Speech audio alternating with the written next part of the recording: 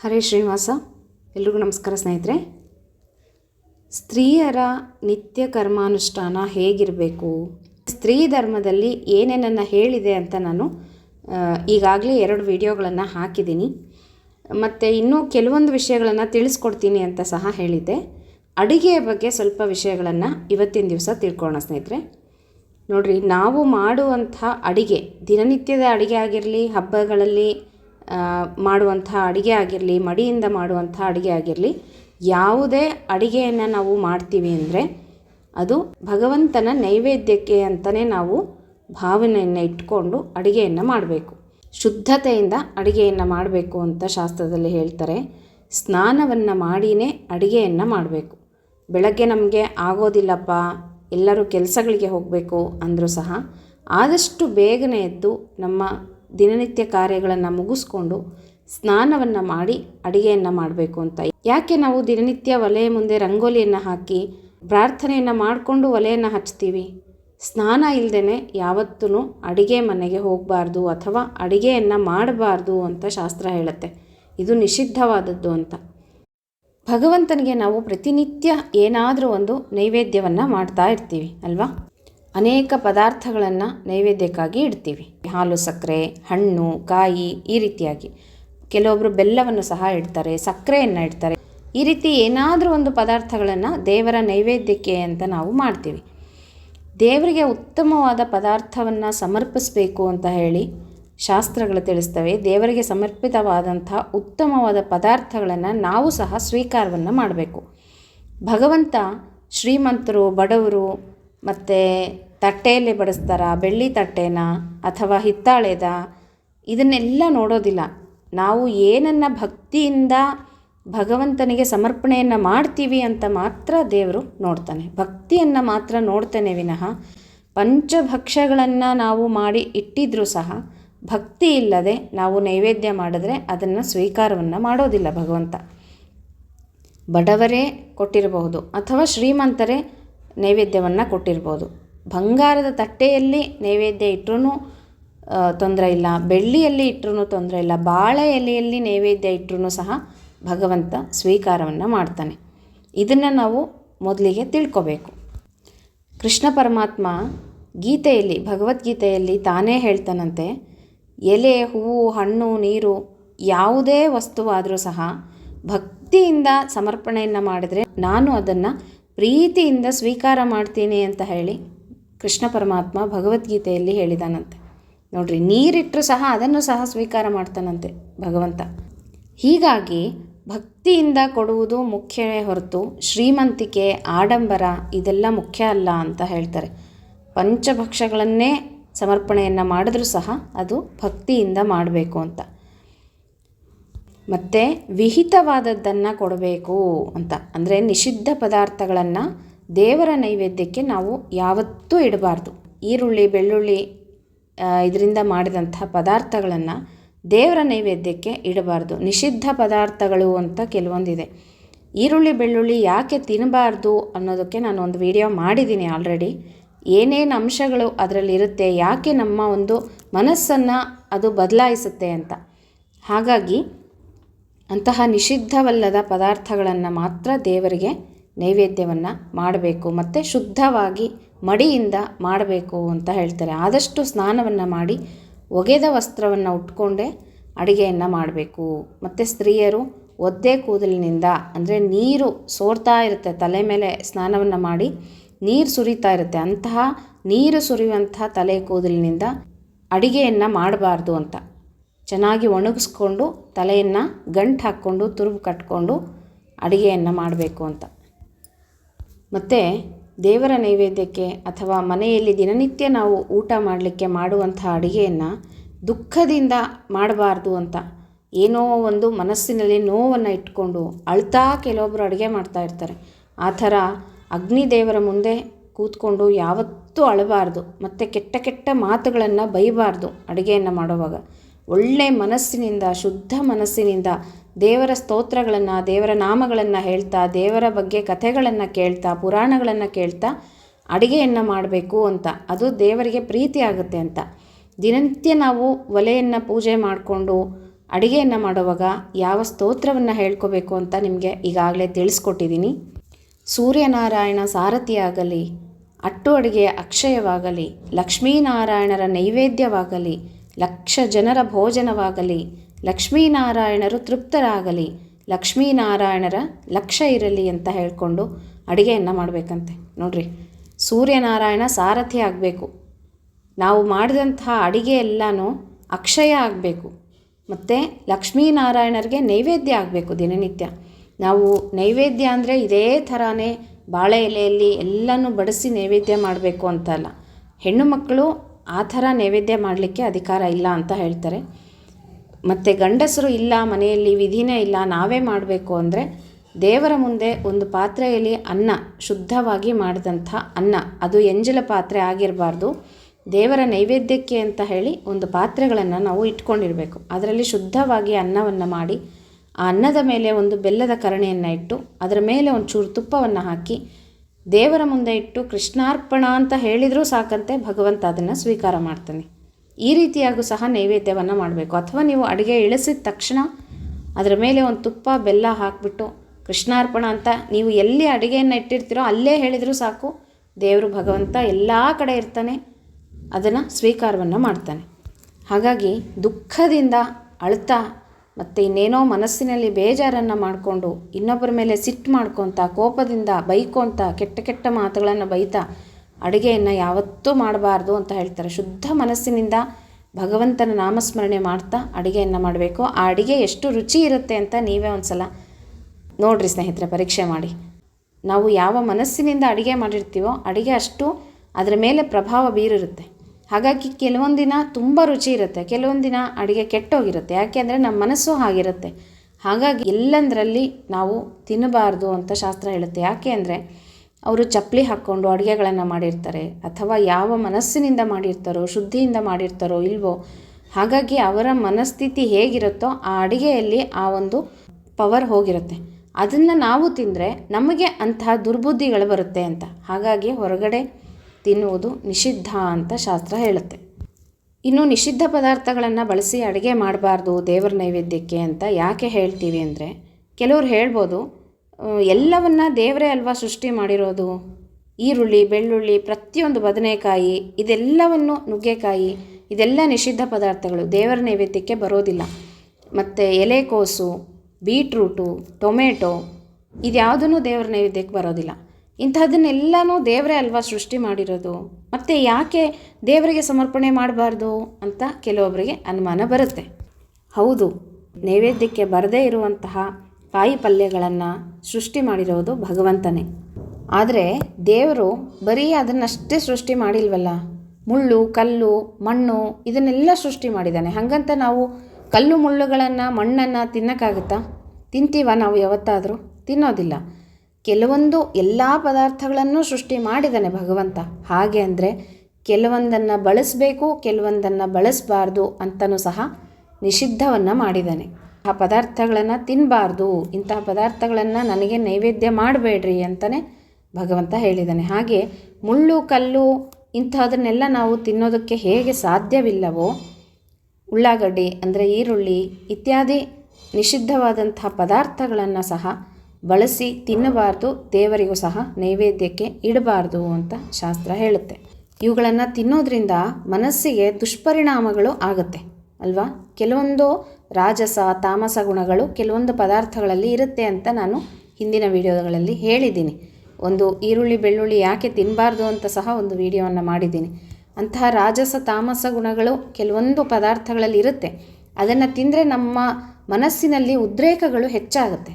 ನಾವು ಏನು ಮಾಡ್ತಾ ಇದ್ದೀವಿ ಅಂತ ನಮ್ಮ ಮನಸ್ಸು ನಮ್ಮ ಕಂಟ್ರೋಲಲ್ಲಿ ಇರೋದಿಲ್ಲ. ಅದಕ್ಕೋಸ್ಕರ ಅಂತಹ ಪದಾರ್ಥಗಳನ್ನು ಶಾಸ್ತ್ರ ನಿಷಿದ್ಧ ಮಾಡಿದೆ.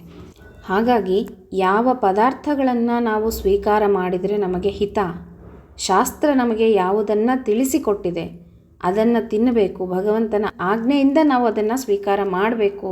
ವಿಹಿತವಾದ ಪದಾರ್ಥಗಳನ್ನು ನಾವು ಹೇಗೆ ಸ್ವೀಕಾರ ಮಾಡ್ತೀವೋ ಭಕ್ತಿಯಿಂದ, ಅದೇ ರೀತಿಯಿಂದ ದೇವರಿಗೆ ಸಮರ್ಪಣೆಯನ್ನು ಮಾಡಬೇಕು. ಸಮರ್ಪಣೆಯನ್ನು ಮಾಡಿದ್ದನ್ನೇ ನಾವು ಸ್ವೀಕಾರವನ್ನು ಮಾಡಬೇಕು ಅಂತ ಹೇಳ್ತಾರೆ. ಎಲ್ಲವನ್ನೂ ತನ್ನ ಉದರದಲ್ಲಿ ಇಟ್ಟುಕೊಂಡಂತಹ ದೇವರಿಗೆ ಯಾವ ವ್ಯತ್ಯಾಸವೂ ಆಗೋದಿಲ್ಲ. ನಾವು ಅಕಸ್ಮಾತ್ ಏನಾದರೂ ನಿಷಿದ್ಧ ಪದಾರ್ಥಗಳನ್ನು ದೇವರಿಗೆ ನೈವೇದ್ಯ ಮಾಡಿದ್ರೆ ಎಲ್ಲವನ್ನ ತನ್ನ ಉದರದಲ್ಲಿ ಹಾಕ್ಕೊಂಡಿರ್ತಕ್ಕಂಥ ಭಗವಂತ, ವ್ಯತ್ಯಾಸವೇನೂ ಅವನಿಗೆ ಆಗೋದಿಲ್ಲ. ಆದರೆ ನಿಷಿದ್ಧವಾದ ಪದಾರ್ಥಗಳನ್ನು ಸಮರ್ಪಣೆಯನ್ನು ಮಾಡಿದಂಥ ನಮಗೆ ಅನರ್ಥ ಆಗುತ್ತೆ, ನಮಗೆ ಕೆಟ್ಟದಾಗುತ್ತೆ ವಿನಃ ಭಗವಂತನಿಗೆ ಯಾವುದೇ ರೀತಿಯ ವ್ಯತ್ಯಾಸ ಆಗೋದಿಲ್ಲ ಅಂತ ಶಾಸ್ತ್ರ ಹೇಳುತ್ತೆ. ಹಾಗಾಗಿ ನಮಗೆ ಕೆಡಕನ್ನು ನಾವೇ ಉಂಟು ಮಾಡಿಕೊಂಡಾಗ ಆಗುತ್ತೆ. ಹಾಗಾಗಿ ನಾವು ಒಂದು ವಿಷಯವನ್ನು ಗಮನದಲ್ಲಿಟ್ಕೋಬೇಕು, ನಿಷಿದ್ಧವಾದ ಪದಾರ್ಥಗಳನ್ನು ದೇವರಿಗೆ ನೈವೇದ್ಯ ಮಾಡಬಾರ್ದು. ಶುದ್ಧವಾಗಿ ವಿಹಿತವಾದಂತಹ ಪದಾರ್ಥಗಳನ್ನೇ ದೇವರಿಗೆ ನೈವೇದ್ಯ ಮಾಡಬೇಕು, ಅದು ಭಕ್ತಿಯಿಂದ ಮಾಡಬೇಕು ಅಂತ ನಾವು 2 ಅಂಶಗಳನ್ನು ತಲೆಯಲ್ಲಿ ಇಟ್ಕೋಬೇಕು. ಇನ್ನು ಕೆಲವೊಬ್ಬರು ಕೇಳ್ತಾ ಇರ್ತಾರೆ, ನಾವು ನೈವೇದ್ಯ ಇಟ್ಟಿದ್ದನ್ನೇ ಭಗವಂತ ಸ್ವೀಕಾರ ಮಾಡ್ತಾನ, ಆ ಪದಾರ್ಥಗಳೆಲ್ಲ ಅಲ್ಲೇ ಇರುತ್ತಲ್ಲ, ಹೇಗೆ ಭಗವಂತ ಸ್ವೀಕಾರ ಮಾಡ್ತಾನೆ ಅಂತ ತುಂಬ ಜನಕ್ಕೆ ಅನುಮಾನಗಳು ಬರ್ಬೋದು. ಭಗವಂತ ನಾವು ಇಟ್ಟದ್ದನ್ನೇ ಸ್ವೀಕಾರ ಮಾಡೋದಿಲ್ಲ, ದೇವರು ಆ ಪದಾರ್ಥಗಳಲ್ಲಿ ಇರ್ತಕ್ಕಂಥ ಸಾರವನ್ನು ಸ್ವೀಕಾರ ಮಾಡ್ತಾನೆ. ಅದಕ್ಕೆ ನಮಗೆ ನೈವೇದ್ಯ ಅಷ್ಟು ರುಚಿಯಾಗಿರುತ್ತೆ. ನಾವು ನೈವೇದ್ಯಕ್ಕಾಗಿ ಇಟ್ಟಂತಹ ಪದಾರ್ಥಗಳನ್ನೇ ಭೋಗಿಸೋದಿಲ್ಲ, ಅದನ್ನು ದೇವರು ತಿನ್ನೋದಿಲ್ಲ. ಆ ಪದಾರ್ಥದಲ್ಲಿ ಇರುವಂತಹ ಉತ್ತಮವಾದ ಶುಭ ರಸವನ್ನು ಮಾತ್ರ ಸ್ವೀಕಾರ ಮಾಡ್ತಾನೆ. ನಮ್ಮ ಕಣ್ಣುಗಳಿಗೆ ಕಾಣಿಸೋದು ಜಡವಾದಂಥ ಅನ್ನ ಅಲ್ವಾ, ಆದರೆ ಆ ಅನ್ನ ಒಂದು ಜಡ ಪದಾರ್ಥ ಆದರೂ ಸಹ ಅದನ್ನು ನಿಯಮನ ಮಾಡುವುದಕ್ಕೆ ಅದರಲ್ಲಿ ದೇವಾನುದೇವತೆಗಳು ಇರ್ತಾರೆ. ಈಗ ಅನ್ನದಲ್ಲಿ ಒಬ್ಬ ದೇವತೆ, ಪಾಯಸದಲ್ಲಿ ಒಬ್ಬ ದೇವತೆ, ಮತ್ತು ತುಪ್ಪದಲ್ಲಿ ಲಕ್ಷ್ಮೀದೇವಿ, ಹೀಗೆ ಕೋಸಂಬರಿ, ಪಲ್ಯಗಳು, ಸಾರು, ಚಿತ್ರಾನ್ನ ಎಲ್ಲದರಲ್ಲೂ ಒಬ್ಬೊಬ್ಬ ದೇವತೆಗಳು ಇರ್ತಾರೆ. ವಾಯುದೇವರು ಸಹ ಇರ್ತಾರೆ ಅಂತ, ಲಕ್ಷ್ಮೀದೇವಿ ಇರ್ತಾಳೆ, ಭಗವಂತ ಕೂಡ ಇರ್ತಾನೆ. ಅದರಂತೆ ನಾವು ದೇವರಿಗೆ ಸಮರ್ಪಣೆ ಮಾಡುವಂಥ ಪತ್ರ, ಪುಷ್ಪ, ಫಲ, ಅನ್ನ ಮೊದಲಾದ ಪದಾರ್ಥಗಳಲ್ಲಿ ದೇವತೆಗಳು ಇರ್ತಾರೆ. ಹೀಗಿರುವಾಗ ದೇವರಿಗೆ ನಾವು ಆ ಪದಾರ್ಥಗಳನ್ನು ಸಮರ್ಪಣೆ ಮಾಡುವಾಗ ದೇವರು ಆ ಜಡವಾದಂಥ ಪದಾರ್ಥಗಳನ್ನು ಹಾಗೂ ಅದೇ ರೂಪದಿಂದ ಅಲ್ಲಿರುವಂಥ ದೇವತೆಗಳನ್ನು ಕಣ್ಣಿನಿಂದ ನೋಡ್ತಾನಂತೆ. ಯಾವ್ಯಾವ ಪದಾರ್ಥಗಳನ್ನು ಇಟ್ಟಿರ್ತೀವೋ ಆಯಾ ಪದಾರ್ಥದಲ್ಲಿ ಆಯಾ ದೇವತೆಗಳು ಇರ್ತಾರಲ್ಲ, ಆ ದೇವತೆಗಳನ್ನು ಕಣ್ಣಿನಿಂದ ನೋಡ್ತಾನಂತೆ. ಫಸ್ಟು ಅಲ್ಲಿ ಲಕ್ಷ್ಮೀದೇವಿ ಏನಿದ್ದಾಳೆ ಅವಳ ಗಂಧವನ್ನು ಆಘ್ರಾಣ ಮಾಡ್ತಾನೆ. ಅಂದರೆ ತುಪ್ಪವನ್ನು ಹಾಕ್ತೀವಲ್ವ ನೈವೇದ್ಯಕ್ಕೆ, ತುಪ್ಪದಲ್ಲಿ ಲಕ್ಷ್ಮೀದೇವಿ ಇರ್ತಾಳೆ, ಪಾಯಸದಲ್ಲಿ ಲಕ್ಷ್ಮೀದೇವಿ ಇರ್ತಾಳೆ. ಆ ಒಂದು ಲಕ್ಷ್ಮೀದೇವಿಯ ಗಂಧ ಅಂದರೆ ಪರಿಮಳ ಏನಿರುತ್ತೆ ಅದನ್ನು ಭಗವಂತ ಮೊದಲು ಎಳ್ಕೊತಾನಂತೆ, ಆಘ್ರಾಣ ಮಾಡ್ತಾನೆ, ಅಂದರೆ ಆ ಪರಿಮಳವನ್ನು ತಗೊತಾನೆ. ನಂತರ ಆ ಪದಾರ್ಥಗಳಲ್ಲಿ ಒಂದು ರೂಪದಲ್ಲಿ ತಾನೇ ಇದ್ದು ಭಗವಂತ ರಸವನ್ನು, ಸ್ವಾಖ್ಯ ರಸವನ್ನು ತಾನು ಸ್ವೀಕಾರವನ್ನು ಮಾಡ್ತಾನೆ. ಇದು ಶಾಸ್ತ್ರ ತಿಳಿಸುತ್ತೆ. ಅದಕ್ಕೆ ನಾವು ಅಡಿಗೆಯನ್ನು ಮಾಡುವಾಗ ಆ ಒಂದು ಅಡಿಗೆಯ ರುಚಿಯನ್ನು ನೋಡಬಾರ್ದು, ಮತ್ತು ಅದರ ಪರಿಮಳವನ್ನು ಸಹ ತಗೋಬಾರ್ದು. ಕೆಲವೊಬ್ಬರು ವಾಸನೆ ಹೇಗಿದೆ ಅಂತ ಮೂಸು ನೋಡ್ತಾ ಇರ್ತಾರೆ, ಇಲ್ಲ ಕೆಲವೊಬ್ಬರು ತಿಂದ್ಬಿಟ್ಟು ಉಪ್ಪು ಸರಿ ಇದೆಯಾ, ಹುಳಿ ಸರಿ ಇದೆಯಾ ಅಂತ ಚೆಕ್ ಮಾಡ್ತಾ ಇರ್ತಾರೆ ದಿನನಿತ್ಯವಾಗಿ. ಈ ರೀತಿ ಯಾವತ್ತೂ ಮಾಡಬಾರ್ದು. ದಿನನಿತ್ಯ ಅಡುಗೆಯಲ್ಲೂ ಮಾಡಬಾರ್ದು, ಹಬ್ಬದ ಅಡುಗೆಗಳಲ್ಲಿ ದೇವರ ನೈವೇದ್ಯಕ್ಕೆ ಮಾಡುವಂಥ ಅಡುಗೆಗಳಲ್ಲೂ ಸಹ ಯಾವತ್ತೂ ರುಚಿಯನ್ನು ನೋಡಬಾರ್ದು, ಪರಿಮಳವನ್ನು ನೋಡಬಾರ್ದು. ಹೀಗೆ ಭಗವಂತ ನಾವು ಇಟ್ಟಂತಹ ಶುದ್ಧವಾದ ವಿಹಿತವಾದ ನೈವೇದ್ಯವನ್ನು ಸ್ವೀಕಾರ ಮಾಡಿ ನಮಗೆ ಅನುಗ್ರಹವನ್ನು ಮಾಡ್ತಾನೆ. ನಾವು ಆ ಪ್ರಸಾದವನ್ನು ಬಡಿಸಿಕೊಂಡು ತಿಂದಾಗ ಅತ್ಯಂತ ರುಚಿಯಾಗಿರುತ್ತೆ. ದೇವರ ನೈವೇದ್ಯ ಎಷ್ಟು ರುಚಿಯಾಗಿರುತ್ತಲ್ವ ಪ್ರಸಾದ. ಯಾಕೆ ಅಂದರೆ ಭಗವಂತ ಅದನ್ನು ಆ ರೀತಿ ಸ್ವೀಕಾರ ಮಾಡಿ ನಮಗೆ ಬಿಟ್ಟಿರ್ತಾನೆ. ಅದಕ್ಕೋಸ್ಕರ ಭಗವಂತನ ನೈವೇದ್ಯ ಇಲ್ಲದೆ ಊಟ ಮಾಡಬಾರ್ದು ಅಂತ ಶಾಸ್ತ್ರ ಹೇಳುತ್ತೆ. ಇನ್ನು ಅಡಿಗೆಯನ್ನು ಮಾಡುವಾಗ ದಕ್ಷಿಣ ದಿಕ್ಕಿಗೆ ಮತ್ತು ಪಶ್ಚಿಮ ದಿಕ್ಕಿಗೆ ಯಾವತ್ತೂ ಅಡುಗೆಯನ್ನು ಮಾಡಬಾರ್ದು ಅಂತ ಹೇಳ್ತಾರೆ. ಶಾಸ್ತ್ರ ನಿಷಿದ್ಧ ಅಂತ ಹೇಳ್ತಾರೆ. ಯಾವಾಗಲೂ ಉತ್ತರಕ್ಕೆ ಮತ್ತು ಪೂರ್ವಕ್ಕೆ, ಮುಖ್ಯವಾಗಿ ಪೂರ್ವಕ್ಕೆ. ನಂತರ ವಿಧಿ ಇಲ್ಲ, ನಮಗೆ ಸ್ಥಳದ ಅಭಾವ ಇದೆ ಅಂದರೆ ಉತ್ತರಕ್ಕೆ ಅಡುಗೆಯನ್ನು ಮಾಡ್ಬೋದು. ದಕ್ಷಿಣಕ್ಕೆ ಮತ್ತು ಪಶ್ಚಿಮಕ್ಕೆ ಯಾವುದೇ ರೀತಿಯ ಅಡುಗೆಯನ್ನು ಮಾಡಬಾರ್ದು. ದಕ್ಷಿಣಕ್ಕೆ ಮಾಡಿದ್ರಂತೂ ಅದು ನೈವೇದ್ಯಕ್ಕೆ ಬರೋದೇ ಇಲ್ಲ ಅಂತ ಹೇಳ್ತಾರೆ. ಹಾಗೆ ಈ 2 ದಿಕ್ಕುಗಳಿಗೆ ಮಾತ್ರ ಅಡುಗೆಯನ್ನು ಮಾಡ್ಬೋದು ಅಂತ. ಮತ್ತು ಮಲಮೂತ್ರಾದಿಗಳಿಗೆ ಹೋಗಿ ಬಂದು ಅದೇ ಬಟ್ಟೆಯಲ್ಲಿ ಅಡುಗೆ ಮಾಡಬಾರ್ದು ಅಂತ ಶಾಸ್ತ್ರ ಹೇಳುತ್ತೆ. ಈಗ ಮಡಿ ಅಡುಗೆ ಮಾಡುವಾಗ ಹಬ್ಬದ ದಿನಗಳಲ್ಲಿ ಅದು ಮುಂದೆ ನೋಡೋಣ. ಈಗ ದಿನನಿತ್ಯ ನಾವು ಮಾಡ್ತಕ್ಕಂಥ ಅಡುಗೆಗಳು, ಕೆಲವೊಬ್ಬರು ಬೆಳಗ್ಗೆ ತಿಂಡಿಗಳನ್ನು ಮಾಡ್ಕೊಂಡಿರ್ತಾರೆ, ಮಧ್ಯಾಹ್ನ ಅಡುಗೆಯನ್ನು ಮಾಡಬೇಕು. ಈಗ ಸ್ನಾನವನ್ನು ಮಾಡೇ ಎಲ್ಲ ಮಾಡ್ತೀವಿ ಅಂತಂದರೂ ಸಹ ಮಧ್ಯದಲ್ಲಿ ಯಾರಿಗಾದರೂ ಮಲಮೂತ್ರಾದಿಗಳು ಟಾಯ್ಲೆಟ್ಗೆ ಹೋಗಬೇಕಾಯ್ತು ಅಂದ್ಕೊಳ್ರಿ, ಅರ್ಜೆಂಟ್ ಆಯಿತು, ಇನ್ನೇನೋ ಆರೋಗ್ಯದ ಸಮಸ್ಯೆ ಇದೆ, ಹಾಗೆ ಹೋಗಿ ಬಂದ ಮೇಲೆ ಕೈಕಾಲು ಮುಖವನ್ನು ತೊಳೆದು ಬಟ್ಟೆಯನ್ನು ಬಿಟ್ಟು ಬೇರೆ ಒಗೆದಂತಹ ವಸ್ತ್ರವನ್ನು ಉಟ್ಕೊಂಡು ಅಡುಗೆಯನ್ನು ಮಾಡಬೇಕು ಅಂತ ಶಾಸ್ತ್ರ ಹೇಳುತ್ತೆ. ಆ ಹೋಗಿ ಬಂದಂತಹ ಬಟ್ಟೆಯಿಂದನೇ ಅಡುಗೆಯನ್ನು ಯಾವತ್ತೂ ಮಾಡಬಾರ್ದು, ಅದನ್ನು ಸ್ವೀಕಾರ ಸಹ ಮಾಡಬಾರ್ದು ಅಂತ. ಅಡುಗೆ ಅಷ್ಟೂ ಕಲುಷಿತ ಆಗಿಬಿಡುತ್ತೆ ಅಂತ. ಮಡಿ ಅಡುಗೆ ವಿಷಯಕ್ಕೆ ಬಂದರೆ ಮಾತ್ರ ನೈವೇದ್ಯಗಳನ್ನು ಮಾಡಬೇಕು, ದೇವರ ನೈವೇದ್ಯ ಆಗಬೇಕು, ಹಬ್ಬದ ಅಡುಗೆ ಇದೆಲ್ಲ ಇದ್ದಾಗ, ಶ್ರಾದ್ದದ ಅಡುಗೆಗಳನ್ನು ಮಾಡುವಾಗ ಈ ರೀತಿ ಏನಾದರೂ ಮಲಮೂತ್ರ ವಿಸರ್ಜನೆಗೆ ಹೋಗಬೇಕಾಯ್ತು ಅಂದರೆ ಸ್ನಾನವನ್ನೇ ಮಾಡಬೇಕು ಅಂತ ಶಾಸ್ತ್ರ ಹೇಳುತ್ತೆ. ಹೋಗಿ ಬಂದು ಸ್ನಾನವನ್ನು ಮಾಡಿ ಮತ್ತೆ ಬೇರೆ ವಸ್ತ್ರವನ್ನು ಉಟ್ಕೊಂಡು ಮಡಿ ಅಡುಗೆಗೆ ಕೂತ್ಕೋಬೇಕು. ಈಗ ಮಡಿ ಎಲ್ಲರ ಅನುಕೂಲ ಅಂತ ಹೇಳೋದಕ್ಕಾಗೋದಿಲ್ಲ. ತುಂಬ ಮನೆಗಳಲ್ಲಿ ಮಡಿ ಅಡುಗೆಗೆ ಅನುಕೂಲವೇ ಇರೋದಿಲ್ಲ, ಗ್ಯಾಸ್ ಮೇಲೆ ಮಾಡಬೇಕಾಗುತ್ತೆ ಮಡಿ ಅಡುಗೆ. ಕೆಲವೊಂದು ಅಪಾರ್ಟ್ಮೆಂಟ್ಗಳಲ್ಲಿ, ಇನ್ನು ಕೆಲವೊಂದು ಕಡೆ ಮಡಿ ನೀರಿಗೆ ವ್ಯವಸ್ಥೆನೇ ಇರೋದಿಲ್ಲ. ಈ ಒಂದು ಆಕ್ವಾಗಾರ್ಡಿಂದನೇ ನೀರು ತೊಗೊಂಡು ಅಡುಗೆ ಮಾಡಬೇಕಾಗುತ್ತೆ, ಅಷ್ಟು ಒಂದು ಪರಿಸ್ಥಿತಿಗಳಿರುತ್ತೆ. ತುಂಬ ಊರುಗಳಲ್ಲಿ ಈ ರೀತಿ ಆಗಿಬಿಟ್ಟಿದೆ.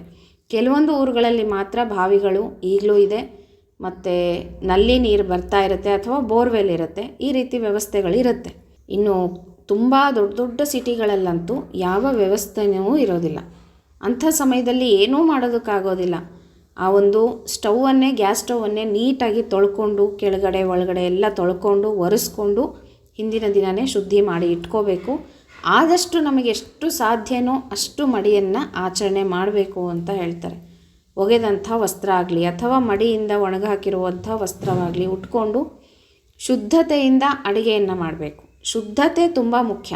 ಪ್ರತಿ ಬಾರಿ ಹೇಳ್ತೀನಲ್ವ, ಶುದ್ಧತೆ. ಆ ಕಡೆ ಈ ಕಡೆ ಮುಟ್ಕೊಳ್ದೆ, ಹಾಸಿಗೆ ಬಟ್ಟೆಗಳನ್ನು ಮುಟ್ಕೊಳ್ದೆ, ಯಾರ್ಯಾರನ್ನೋ ಮುಟ್ಕೊಳ್ದೇನೆ ಶುದ್ಧತೆಯಿಂದ ಅಡುಗೆಯನ್ನು ಮಾಡಿದ್ರೆ ಅದು ನೈವೇದ್ಯಕ್ಕೆ ಬರುತ್ತೆ ಅಂತ. ಯಾಕೆ ಈ ಮಾತನ್ನು ಹೇಳ್ತಾ ಇದ್ದೀನಿ ಅಂದರೆ, ತುಂಬ ಕಷ್ಟಕರವಾದ ಪರಿಸ್ಥಿತಿ ತುಂಬ ಜನಗಳ ಮನೆಗಳಿರುತ್ತೆ, ಏನೂ ಮಾಡೋದಕ್ಕಾಗೋದಿಲ್ಲ. ಈಗ ಆಕ್ವಾಗಾರ್ಡ್ ಅದು ಮಡಿಗೆ ಬರೋದೇ ಇಲ್ಲ. ಆ ನೀರನ್ನು ಆಲ್ರೆಡಿ ನಾವು ಅರ್ಧ ಕುಡಿದಿರ್ತೀವಿ, ಎಂಜಲಾಗಿರುತ್ತೆ, ಅದು ದೇವರ ನೈವೇದ್ಯಕ್ಕೆ ಬರೋದಿಲ್ಲ ಹೇಳಬೇಕು ಅಂದರೆ. ಮತ್ತೆ ವಿಧಿನೇ ಇಲ್ಲ, ಆ ರೀತಿ ಇರುತ್ತೆ ಪರಿಸ್ಥಿತಿ. ಮತ್ತು ಸಿಂಟೆಕ್ಸ್ ನೀರುಗಳನ್ನೇ ದೊಡ್ಡ ದೊಡ್ಡ ಅಪಾರ್ಟ್ಮೆಂಟ್ಗಳಲ್ಲಿ ಸಿಂಟೆಕ್ಸ್ ನೀರನ್ನೇ ಮಡಿಗೆ ಬಳಸ್ತಾರೆ, ಹೇಗೆ ಬರುತ್ತೆ? ಬರೋದಿಲ್ಲ. ಅಂಥ ಸಂದರ್ಭ ಇದ್ದಾಗ ಎಷ್ಟು ಸಾಧ್ಯನೋ ಅಷ್ಟು ಶುದ್ಧತೆ ಭಕ್ತಿಯನ್ನು ದೇವರ ಮೇಲೆ ಮಾಡಿಬಿಟ್ಟು ನೀವು ಅಡುಗೆ ನೈವೇದ್ಯವನ್ನು ಮಾಡ್ಬೋದು, ವಿಧಿ ಇಲ್ಲದಂಥ ಪಕ್ಷದಲ್ಲಿ ಅಂತ ಹೇಳ್ತೀವಿ. ಬೋರ್ವೆಲ್ ವ್ಯವಸ್ಥೆ ಇದೆ, ಬಾವಿಗಳಿದ್ದಾವೆ, ಮಡಿಗೆ ಅನುಕೂಲ ಇದೆ ಅಂದರೆ ದಯವಿಟ್ಟು ಖಂಡಿತವಾಗಿ ಶುದ್ಧವಾದಂಥ ಮಡಿಯನ್ನೇ ಅನುಸರಣೆ ಮಾಡಬೇಕು.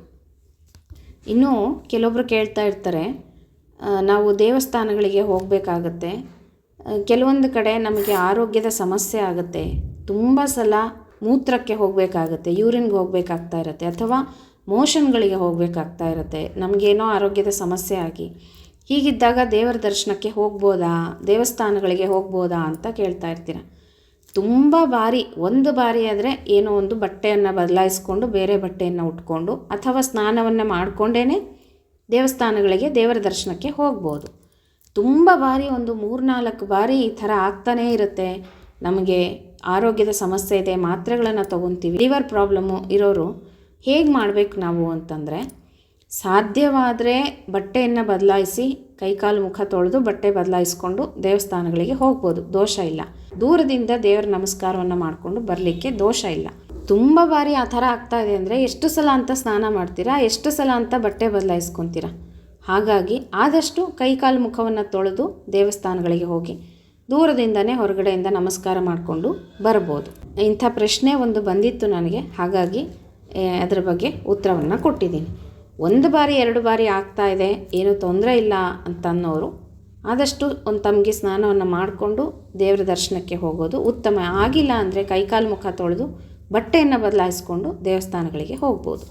ಇನ್ನು ಅಡುಗೆಯನ್ನು ಮಾಡುವಾಗ ದಿನನಿತ್ಯವಾಗಿ 3 ಬಾರಿ ಅಕ್ಕಿಯನ್ನು ತೊಳಿಬೇಕು ಅಂತ ಶಾಸ್ತ್ರ ಹೇಳುತ್ತೆ. 3 ಬಾರಿ ಅಕ್ಕಿಯನ್ನು ತೊಳೆದು ಮತ್ತೆ ಶುದ್ಧವಾದಂಥ ನೀರನ್ನು ಹಾಕಿ ಅಡುಗೆಯನ್ನು ಮಾಡಬೇಕು, ಅನ್ನವನ್ನು ಮಾಡಬೇಕು ಅಂತ.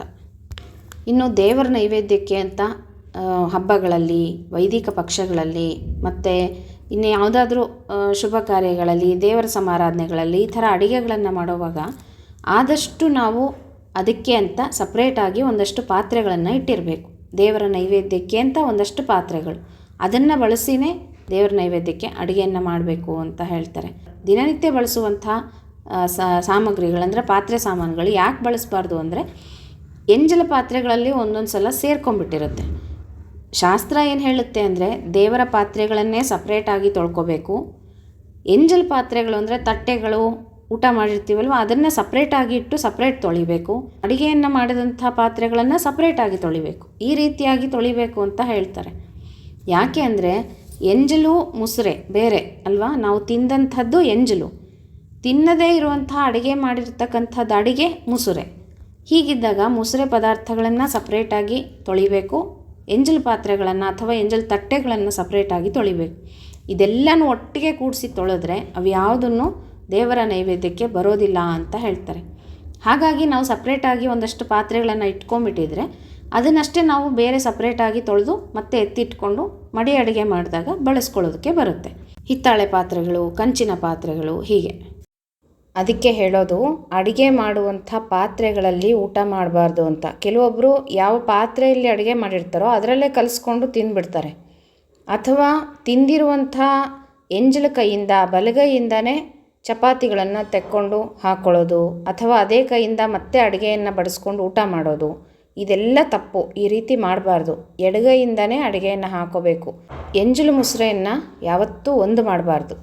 ಇನ್ನು ಯಾವುದೇ ಕಾರಣಕ್ಕೂ ದೇವರ ಪಾತ್ರೆಗಳನ್ನು ಮಾತ್ರ ಎಂಜಲು ಮುಸುರೆಯಲ್ಲಿ ಕಲಸಿ ತೊಳಿಬಾರ್ದು ಅಂತ. ಮುಸುರೆಯಲ್ಲೂ ಸಹ ಕಲಿಸಬಾರ್ದು. ದೇವರ ಸಾಮಗ್ರಿಗಳನ್ನು ಅವನ್ನ ಬೇರೆಯಾಗಿಯೇ ತೊಳಿಬೇಕು. ಏಕಾದಶಿ ದಿನ, ಉಪವಾಸ ಇದ್ದಾಗ ಈ ರೀತಿ ನಾವು ದೇವರ ಪಾತ್ರೆಗಳನ್ನು ತೊಳ್ಕೊಬೋದು. ಮುಸುರೆ ಪದಾರ್ಥಗಳಲ್ಲಿ, ಅಡುಗೆಯನ್ನು ಮಾಡಿರುವಂಥ ಪದಾರ್ಥಗಳಲ್ಲಿ ದೇವರ ಪಾತ್ರೆಗಳನ್ನು ಸೇರಿಸಿ ತೊಳಿಬಾರ್ದು ಅಂತ. ಈ ರೀತಿಯಾಗಿ ಶಾಸ್ತ್ರಗಳಲ್ಲಿ ಕೆಲವೊಂದು ನಿಯಮಗಳನ್ನು ನಮಗೆ ತಿಳಿಸಿದ್ದಾರೆ. ಹೀಗೆ ನಾವು ಅಡುಗೆಯನ್ನು ಮಾಡುವ ಪದ್ಧತಿ ಮತ್ತು ದೇವರ ನೈವೇದ್ಯವನ್ನು ಮಾಡುವ ಪದ್ಧತಿಗಳನ್ನು ತಿಳ್ಕೊಂಡು ದಿನನಿತ್ಯವಾಗಿ ಆಚರಣೆಯನ್ನು ಮಾಡಬೇಕು. ದಿನನಿತ್ಯ ನಮಗೆ ನೈವೇದ್ಯ ಆಗೋದಿಲ್ಲ ಅಂದರೆ ನೀವು ಮಾಡಿದಂಥ ಅನ್ನದ ಪಾತ್ರೆಯನ್ನು ಇಳಿಸ್ಬಿಟ್ಟು ಕೆಳಗಡೆ ಒಂಚೂರು ತುಪ್ಪವನ್ನು ಹಾಕಿ ಒಂದು ಸ್ವಲ್ಪ ಬೆಲ್ಲದ ತುಂಡನ್ನು ಹಾಕಿ ಕೃಷ್ಣಾರ್ಪಣ ಅಂತ ಹೇಳಿದರೆ ಸಾಕು, ಸ್ತ್ರೀಯರು ಭಗವಂತ ಸ್ವೀಕಾರವನ್ನು ಮಾಡ್ತಾನೆ. ಆದರೆ ಶುದ್ಧವಾಗಿ ಮಾಡಬೇಕು, ಇದು ಮುಖ್ಯ. ಆಯಿತಾ? ಇದಿಷ್ಟು ದೇವರ ನೈವೇದ್ಯಕ್ಕೆ ಮತ್ತು ಅಡುಗೆ ಮಾಡುವಂಥ ಪದ್ಧತಿ ಕೆಲವೊಂದು ವಿಷಯಗಳನ್ನು ನಿಮಗೆ ತಿಳಿಸ್ಕೊಟ್ಟಿದ್ದೀನಿ. ಇನ್ನೇನಾದರೂ ಡೌಟ್ಸ್ ಇದ್ದರೆ ಕಮೆಂಟ್ ಮಾಡಿರಿ. ಸಾಧ್ಯವಾದರೆ ನಾನು ನೆಕ್ಸ್ಟ್ ವಿಡಿಯೋದಲ್ಲಿ ನಿಮಗೆ ತಿಳಿಸ್ಕೊಡ್ತೀನಂತೆ. ಮತ್ತು ಮುಂದಿನ ವಿಡಿಯೋ ಒಟ್ಟಿಗೆ ಸಿಗ್ತೀನಿ ಸ್ನೇಹಿತರೆ. ಹರೇ ಶ್ರೀನಿವಾಸ.